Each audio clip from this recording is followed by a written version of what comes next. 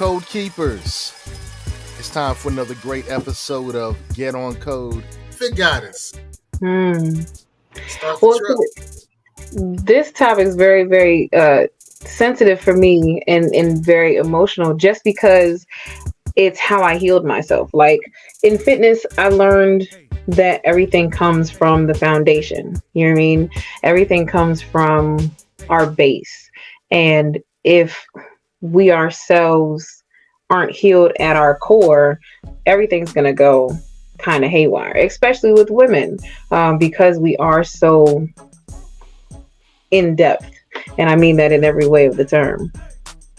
Men are the plug and we're the outlet. We are the receiver. So the depth at which I receive is only dependent upon my internal universe, which is where every bad man is trying to get to. You know what I'm saying? They're trying to inseminate the universe, plant the star seed, and then allow it to develop and make a nation. Now, as an individual, as a sister, I always like to tell other women how I've healed my root chakra. So before I start, because you've been talking, I want to ask you what you've done to heal your root chakra. Oh, definitely. Peace and blessings. So I started out maybe about almost 6 years ago now. My husband and I, we had completely stepped away from the church, and I started on my African spirituality journey. And there was this queen named Lovey. Shout out to her, Lovey Bradley. And we had like this sister group, the sister healing circle. And a lot of us had different traumas. So we would meet once a week and we just chopped it up. We talked about our childhood. We talked about what was going on and all of that. Not only did we have that group, when we moved into our new home, she actually traveled from out of the state to come. And that was my first time ever having Reiki live.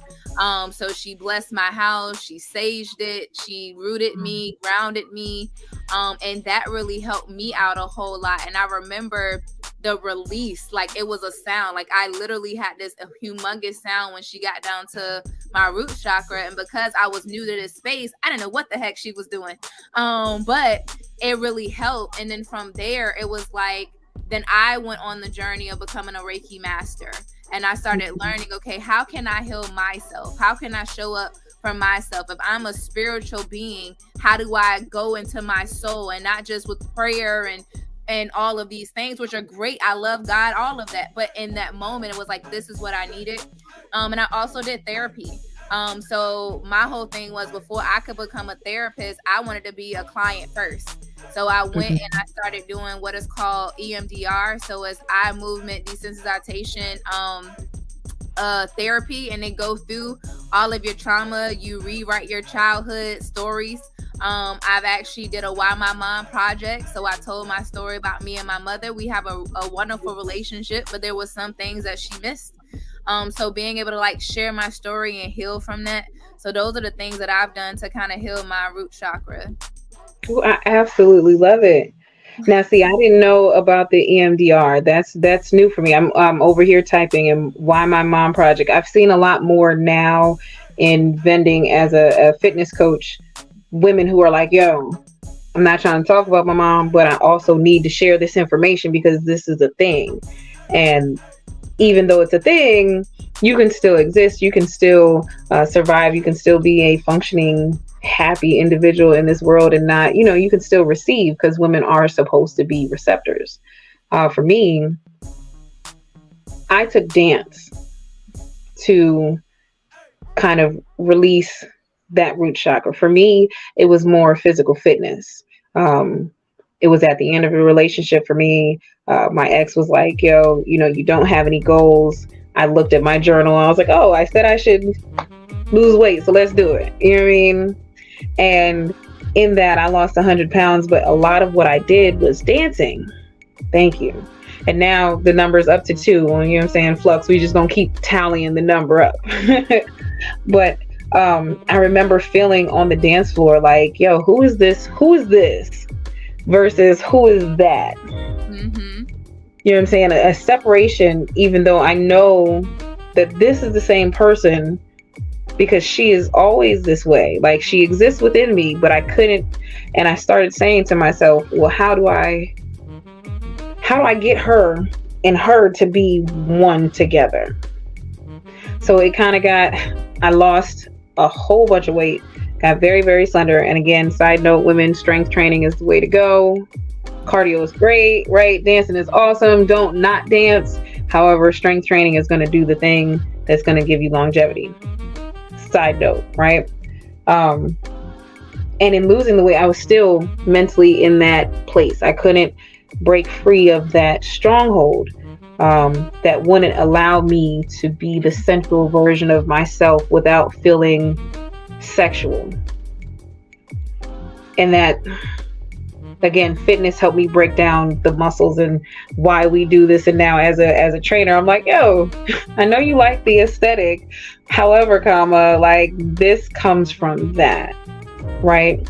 And like I said, for me, dancing was very freeing, starting with the root chakra and opening the hips. I tell a lot of women, if your hips are tight, that's anxiety, that's stress, that's going to cause you disaster and pain later on in life because you won't allow yourself to bend and be flexible and pliable, which, you can play on words and make it really explicit, or you can just realize that your body is meant to stretch and grow and expand. Hence why we're the ones that give birth and have children. We can go from looking like, sheesh, we've seen those women, right? Their bellies are extended with human life. And then, after 9 months or sometimes sooner, it's like it never happened. They get that sexy back. That's right. That's not be real, huh? That's right. That's not grabbing something serious. However, that's only if you're taking care of yourself.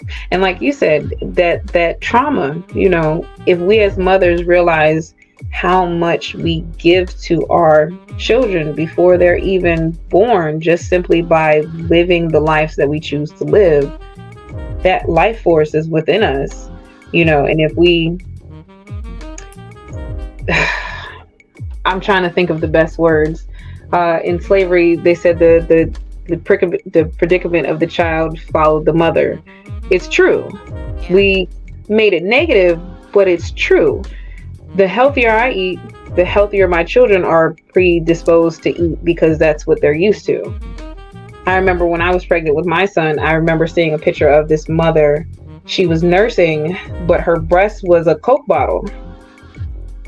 And then they had whatever the name brand chips and stuff were kind of scattered around the image. And the baby was just, lethargic. It wasn't, the eyes were kind of dull. It was weird, as a mother to be like, oh my God, is that what's happening?